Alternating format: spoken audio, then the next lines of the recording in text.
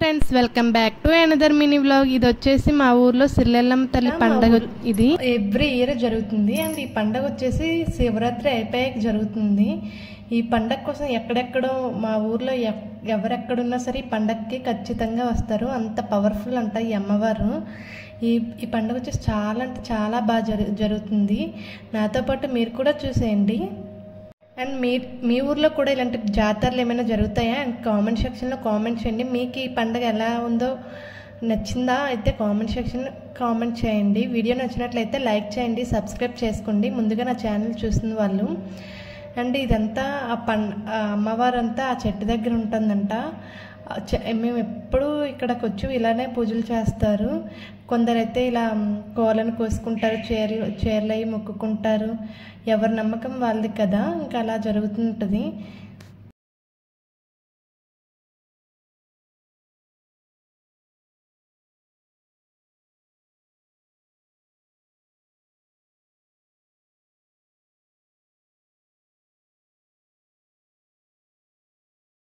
పండగ రోజు కోరికలు తీరిన తర్వాత అంటే ఇలా ప్రసాదాలు కూడా పంచుతారంట. చాలా మంది పంచుతారు. ఏంటి ఈ రథం అనుకుంటున్నారు. ఈ రథంకి అమ్మవారిని కట్టి ఊరేగిస్తారు సాయంత్రం.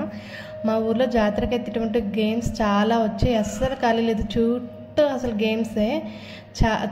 జాతర అయితే చాలా బాగా జరిగింది. ఇంకా మేము ఈవినింగ్ అయితే అమ్మవారిని తీసుకొస్తారు కదా, రథం అంతా తిప్పుతారని చెప్పాను కదా, ఇంకా అక్కడికైతే వెళ్తున్నాం. ఇలా గేమ్స్ అవి చూసుకుంటూ వెళ్తున్నాం.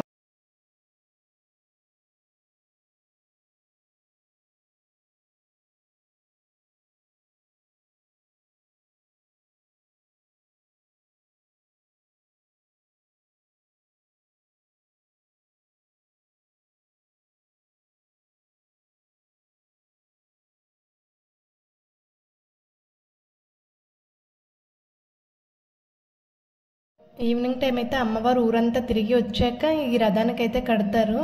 ఇలా ఇలా రథం కట్టి ఊరేగించేటప్పుడు ఇలా అరటిపళ్ళతో కొడతారు. ఎందుకు అలా కొడతారో నాకు ఇప్పటికీ కూడా తెలీదు. ఇంకా అలా ఈ ఒక 3 టైమ్స్ ఇట్లా 3 రౌండ్స్ ఇలా తిప్పుతారు.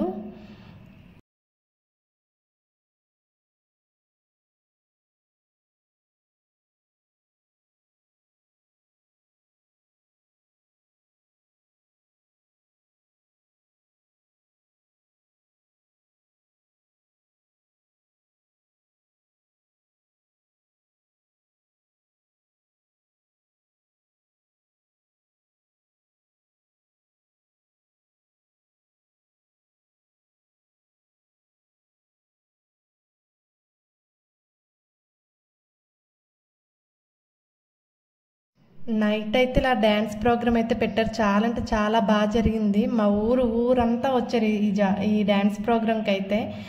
లాస్ట్ టైం అయితే బుర్రకథ ఏదో పెట్టారు, అసలు ఎవరు రాలేదని చెప్పి ఈసారి అయితే ఇలా మంచి బాలు రైడర్స్ అని చెప్పి ఫేమస్ వాళ్ళతో పెట్టించారు. చాలా బాగా చేశారు వీళ్ళు కూడా. అండ్ వీడియో నచ్చినట్లయితే లైక్ చేయండి, సబ్స్క్రైబ్ చేయండి, ప్లీజ్ కామెంట్ చేయండి. కొత్తగా మన ఛానల్ చూసేవాళ్ళు సబ్స్క్రైబ్ చేసుకోవడం మర్చిపోకండి. మీకు ఎలా అనిపించిందో వీడియోలో కామెంట్ చేయండి, షేర్ చేసుకోండి.